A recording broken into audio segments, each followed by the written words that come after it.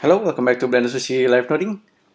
In this video, we're gonna take a look at animation nodes, and we're gonna play around with the sound nodes. We're gonna use music or sound that I made using my iPhone. I'm using the app called Figure, so the music it should be like a free to use. And then yeah, we're gonna do something simple, the basic one.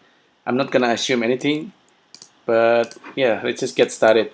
Basically, with animation nodes, you got provided with these templates, and there are at least two of them that's dealing with sound. First one is simple sound controller, and the second one is sound equalizer. Let's use the simple one first, simple sound controller. Okay, these will create these 5 nodes right away, and this is actually super basic. So you simply just load some kind of sound. Let me find my sound. Figure sounds, okay. And I'll just pick one of these. It needs to be in a wave format. So this is my sound, and for our purpose, I think we need to actually bake it. Not the equalizer data, but just bake the first one. It's gonna bake the sound, and it's we need to kind of specify the sound here, and then there's all this kind of option. We're not gonna deal with any of them for now. It's just let's assign the sound data coming in, and I think we are measuring the amplitude, the loudness of the sound, and this is the simplest one, and we're just gonna use let's use a monkey head. And I believe this gonna kind of drive the position of the monkey in the z-axis. So the idea here with animation nodes and the sound, the most basic one, we just control we can control and drive any kind of attribute using sound based on the loudness. There is another example that I will give you after this is where I'm using the sampling of the sound. So we are measuring it in a different kind of loudness. But with sound, we actually have like a MIDI sound, and these days we're not longer using MIDI. We actually can use like a floating value where you can kind of if you're using like iPad or iPhone, and then you can sort of draw on the screen, and then that kind of hand motions becoming something like painting the music. I kind of interested in passing that kind of sound data and then kind of put it together as a visual thing using Blender, but that's gonna be for the next live noding. This is just the simplest one that I could think of. So animation nodes, turn off this guy, so make it a little bit faster. I believe it should just work now. So look at Suzanne. Playback.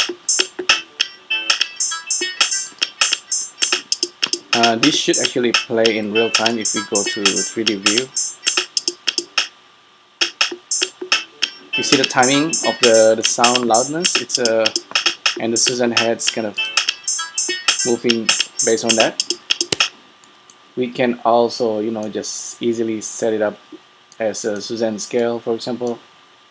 Basically simple stuff. The scale, currently the value goes from 0 to maximum value of the sound. So again, that's in real time. Whenever you go to 3D view and you don't look at the node tree, it's gonna run in real time. Just remember that. If it's too heavy and it doesn't run in real time, you can always bake the animations. The sound itself is not like running in real time. It's a bake thing, and Blender has such mechanism to do it. Once you bake it, it's become like a wave, and then we can use the value. Remember that with value we can always map it. So if we use a map range, I don't know what's the range of this sound. If I use the stethoscope, actually use a debug. and check the sound. Looks like it's between 0 and 1, so just between 0 and 1 we can make it between maybe 0.2 and 1. So now the monkey doesn't go all the way to 0. So okay, that's the most basic one. Now let's do something more interesting. Instead of the monkey, we're gonna use like instancer and all that funky stuff. We're gonna use the template, the second one. This is the first one, this is the second one. Actually, this is the first one, simple sound controller, and we're gonna use the second one, sound equalizer. With sound equalizer, we're gonna do the sampling of sound in different frequency. So this is the basic setup provided by Animation Notes. It's like a template. Select the sound. We can use the same sound and low and high. Keep everything as it is. We basically just gonna bake equalizer data. So now it's, you see there's a baking in the different frequency. Wait until it's done, and then we have like, I believe 10 of different data, but it depends. Let's specify the data, this equalizer bake, and then the instance, we can start with 5, but for the instance we're gonna use things like, let's say we are using cube, okay, the cube, and then we're gonna save this sound and sound reloaded. Let's use like array, and then we're gonna make a copy upward.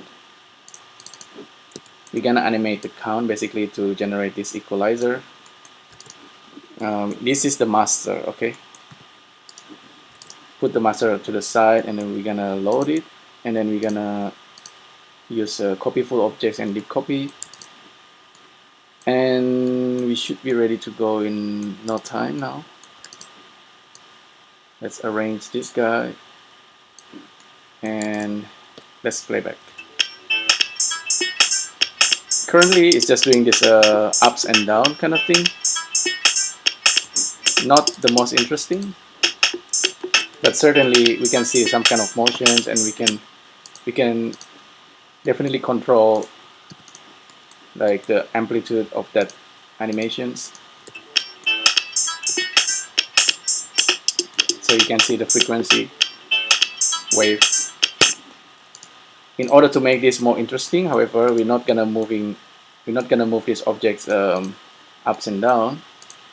I'm gonna cut this bit, so there are just 5 objects arranged in the like a line on the x-axis. But what I'm gonna do is to control the count.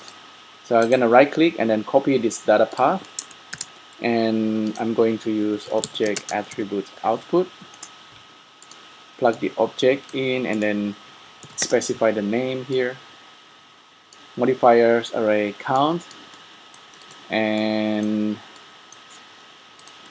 here with the value coming in, I'm gonna map range this value.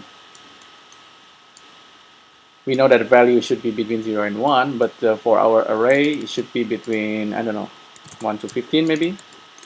So now if we run our animation and music, you can see it's much more interesting. It's really like the visualizers on your recorder or something.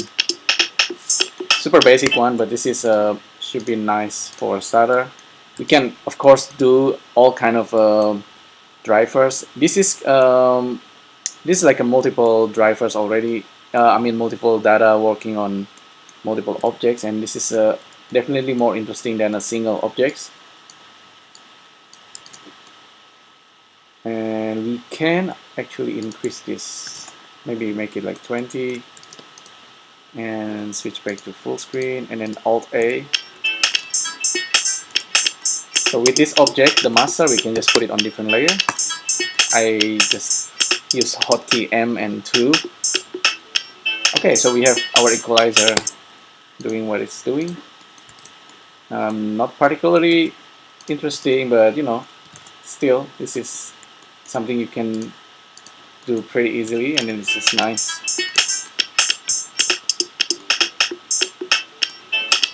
You can make this in different color if you like. You can see this is there's a funky thing happening here. Loop input, and then there's this index and iterations. This one give a value between 0 and 1 based on the index. So this is important.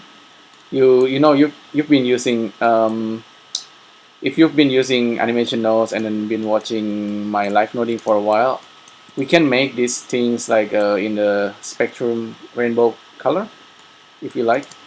So I might do that real quick. So let's say for these objects, I'm gonna give it a color, and I'm gonna turn on object color. With object color on, this guy can have different color. So okay, we can do that, and then we can reload our instancer. Tap U and then reset source data. Now we can give a different color for this guy.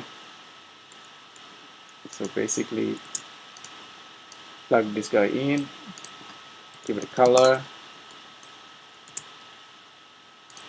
combine color, use HSV, hue, saturation, and value, and we can use the same data into the hue and just plug this guy in there, and we have like spectrum color,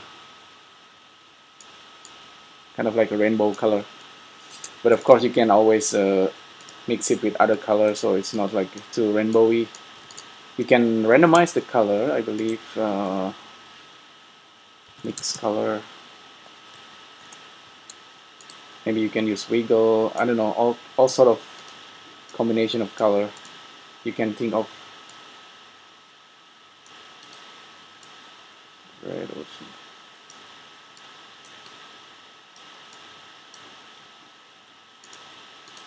I guess we can leave it like that for now. We can also use HSL or YIQ. Plug that in. Okay, that's better. Now full screen, and okay, that's working. And then let's try it on different sound. Load new sound, and then let's use this guy. Bake equalizer data. Baking started. It's looking at the frequency 0 to 250 to 600, 2000, 0 to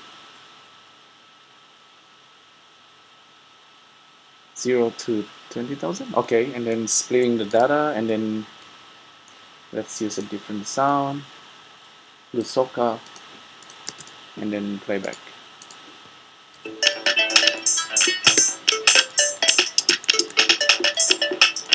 Currently it's playing both sound at the same time because of the sequence editor. I think we should just delete one of them. Go back to compositing, go back to 3D view. Okay.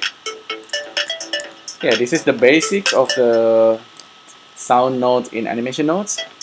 You can definitely do a lot more with this, not just controlling this array. You can use like shape keys and then controlling the deformation of shape keys. All kind of data attributes that you can think of that you want to drive using sound basically, and then this array of sound is a good starter. It's not like it's not behaving like FFT yet at the moment. FFT is this fast Fourier transform. I'm not 100% sure how this thing works, but FFT gives kind of this kind of very fast wave motions. The data just coming through, just passing through. FFT is something that I should look at, and then Normally FFT is used for real-time data. Processing can do that. Processing and Blender may be able to do that as well. There is also in the more like modern digital music instrumental, you have this like space of data here that like a floating value. Basically, if you put your fingers through the screen, you have this kind of data in 4 directions that you can use to control the animations. I think this kind of mechanism actually easy to set up, and yeah, based on that data, whether it's to control the melody or the speed of the music, the loudness, all kind of attributes of the sound, we can try to look into how we can use that kind of sound data into to visualize the thing in 3D in animations as a motion graphic piece. Okay, I'll try to do that in the next live noding video. Thanks again for tuning in to this one. Any question, feedback, let me know down below, and I'll see you in the next video.